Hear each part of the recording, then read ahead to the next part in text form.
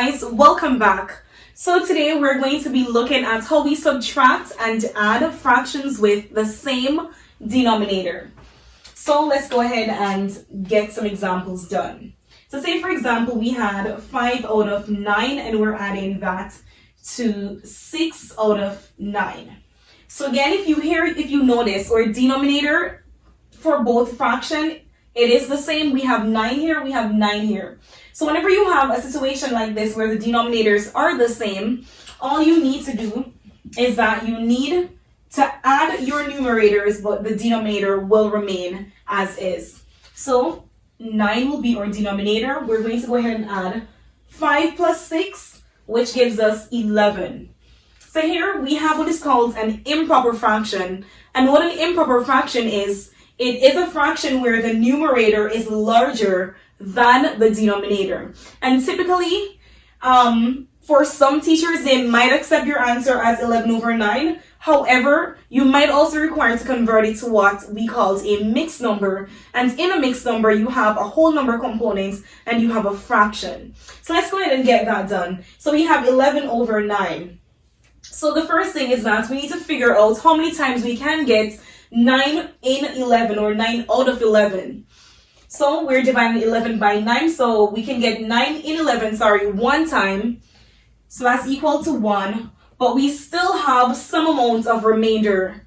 And in this case, we have 2, so we have 1 and 2 out of 9. So our 9 goes into 11 once, and then the remainder is 2, and we put that back over our denominator.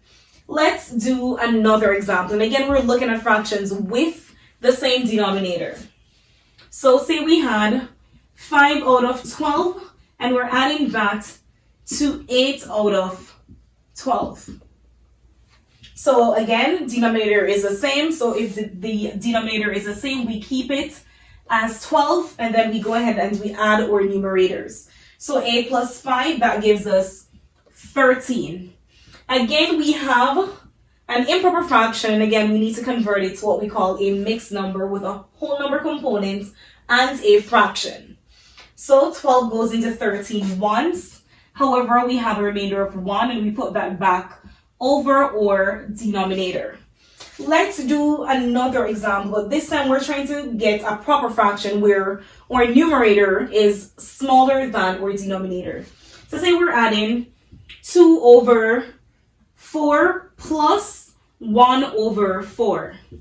So again, denominator is the same. We keep our denominator as 4, but we're going to again add our numerator. So 2 plus 1 gives us 3. In this case, we have 3/4. We don't have to do anything to this because this is in the form of a proper fraction, and with a proper fraction, our numerator is smaller than our denominator.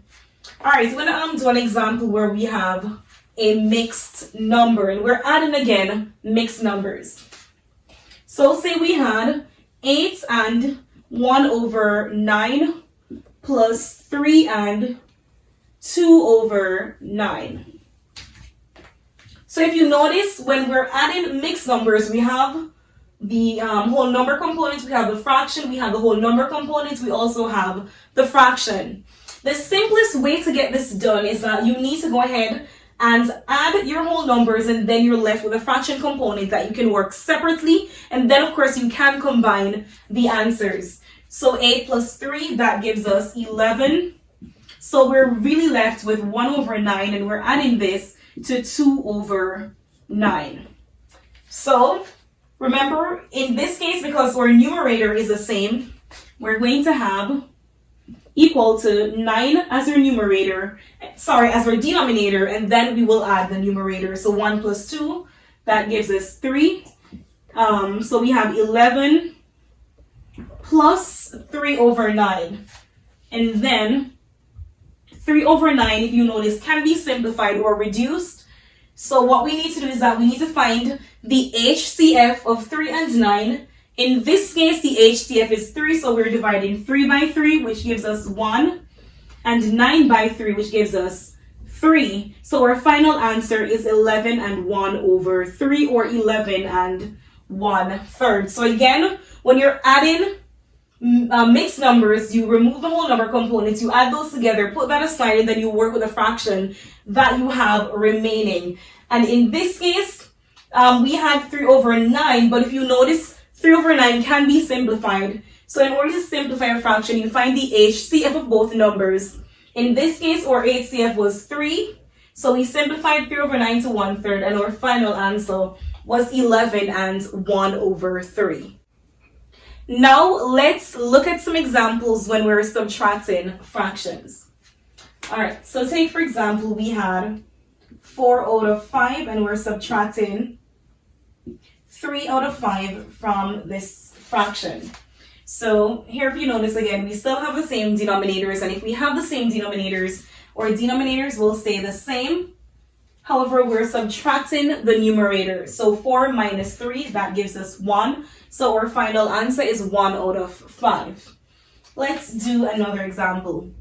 So if we had 8 out of 16 minus 4 out of 16. So again, if the denominators are the same, we keep our denominator as is, which means that we're not changing our denominators, but we will have to subtract our numerator. So for 8 minus 4, that leaves us with 4. 4 out of 16, if you notice, can be further simplified. It means that we need to find the HCF of 4 and 16. So the HCF of 4 and 16 is 4. So we now are going to go ahead and divide both our numerator and our denominator by 4 in order to simplify. So 4 into itself is 1, and 16 divided by 4, that is 4. So our final answer is 1 over 4, or a quarter. We're going to do an example where we have a mixed number. So say for example, if we had 16 and 5 out of 8, and we're subtracting 12 and 2 out of 8 from this fraction. Remember that it is very easy when we're doing problems using mixed numbers that we try to remove the whole number component, and then we work with the fractions afterwards, and of course combine both answers. So we have 16 and we have 12. We're going to go ahead and subtract 12 from 16. So 16 minus 12, that leaves us with 4. So we're left with plus, all of this is plus 5 out of 8 minus 2 out of 8.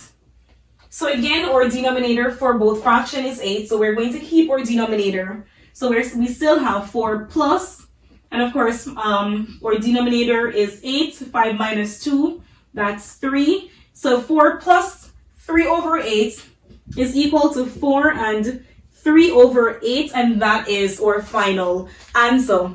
And if you notice, whenever you're adding and subtracting fractions with the same denominator, the processes are the same for both subtraction and division. The only difference is that when you're subtracting fractions, you're subtracting the numerator, but when you're adding fractions, you're adding the numerator. The denominator stays the same, and of course, you're able to figure out what the answer is after you simplify if your response has a GCF, or greatest common factor, that will allow you to simplify. In this case, we had 4 over 16, and we simplified that to 1 over 4.